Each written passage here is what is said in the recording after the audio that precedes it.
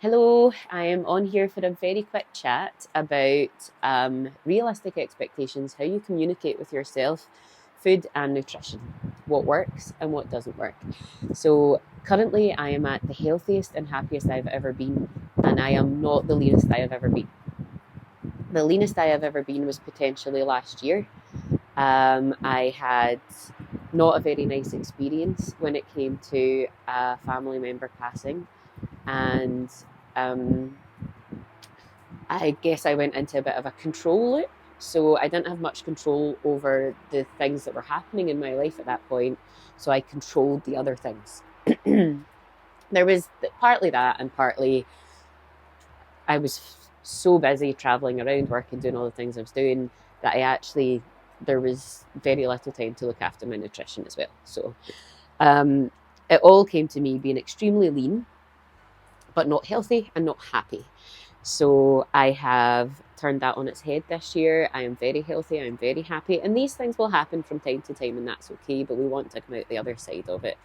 And the reason that I'm having this conversation is I had a bit of a conversation with one of my girls last night in the studio. And I'm sure she won't mind me saying she's just struggling a little bit. And I think her words were along the lines of, I'm just struggling a little bit with all of the being healthy stuff, with the exercise, with the nutrition. And so we broke it down, and there's a lot of things in her past that have put her in a situation where she feels that if she's not punishing herself through lots of nutritional restriction and lots of really harsh exercise, that she's not good enough, that it's not going to work. And in actual fact, if you know about exercise and current research into exercise and nutrition, none of that works. So this was all very much pitched to us 80s, 90s, that we need to punish. It needs to be hit training all the time, and that you need to restrict all sorts of food types. There was the low fat, which was one of the worst things that people could have done. Low fat is not a good thing. Your fats are very good for you.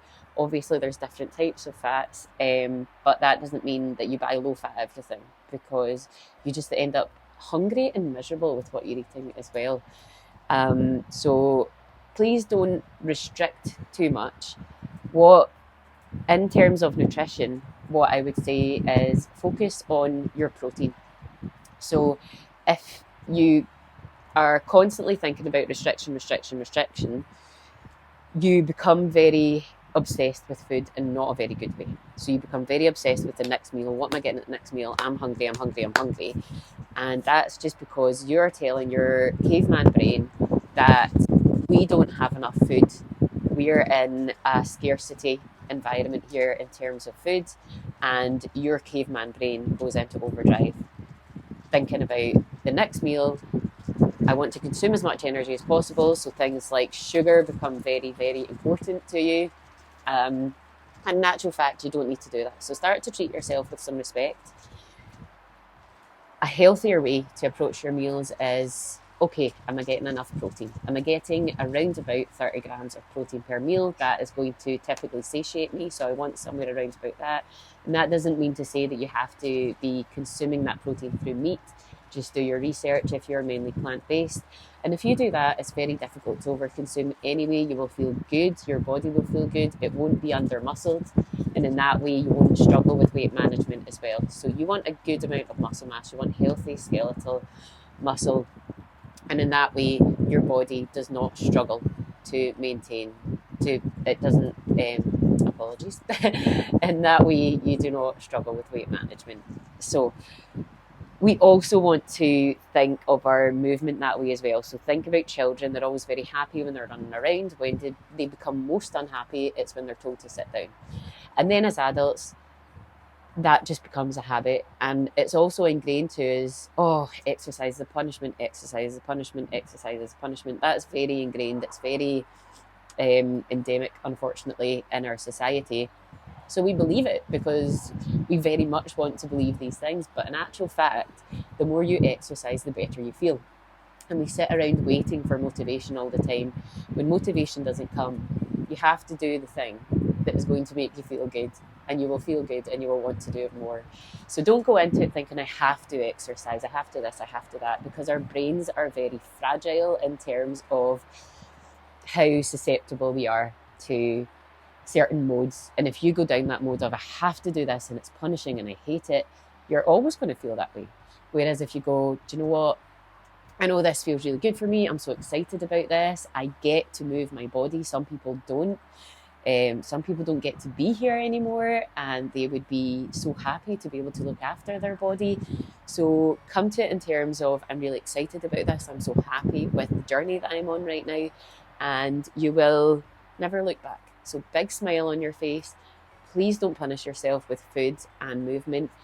Get really excited about all of this. Keep your food simple. Just always think, what's my protein going to be first? Then surround it with lots of lovely soluble fibre, lots of good veggies, colourful veggies in there. And that is really as far as you need to go with your thought process on your food. And with your movement, just don't tell yourself all of that stuff that we are told all the time. Oh, it's a punishment. Oh, you only need to do this if you're going to lose weight. Take weight management out of movement. Take it out of strength training. We're doing this to feel good. We're doing it to be strong. We're doing it to be swinging off the rafters when we are in our 80s and 90s, because old age comes to you when you think, I'm going to give up, I'm too old now. We really don't actually have to do that. Have a wee look at people in the blue zones, how they're getting on and why they're getting on so well.